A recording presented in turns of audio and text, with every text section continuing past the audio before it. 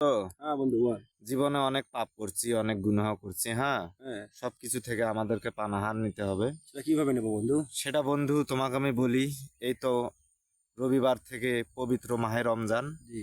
এই রমজানে আমাদেরকে 5 ওয়াক্ত নামাজ পড়তে হবে, হুম। 30টা রোজা রাখতে হবে, হ্যাঁ। আল্লাহর কাছে মাপ চাইতে হবে। তাহলেই হয়তোবা আল্লাহ তাআলা আমাদেরকে মাফ করে দিতে পারে। আল্লাহর কাছে অবশ্যই।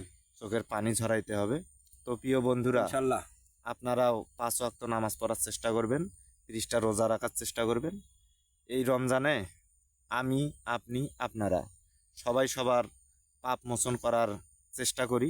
জীবনে অনেক পাপ করেছি, অনেক অন্যায় করেছি, অনেক কিছুই করেছি। আল্লাহ পাক যাতে সবাইকে 5 ওয়াক্ত নামাজ এবং রোজা রাখার তৌফিক দান করে, আমার এই তো বলে বিল্লাহ। আমি আমার বক্তব্য এখানে শেষ করলাম। যদি পারেন আপনারা এই মন্তব্য শেষে একটা শুকরিয়া আদায় করে যাবেন কমেন্টে। ধন্যবাদ।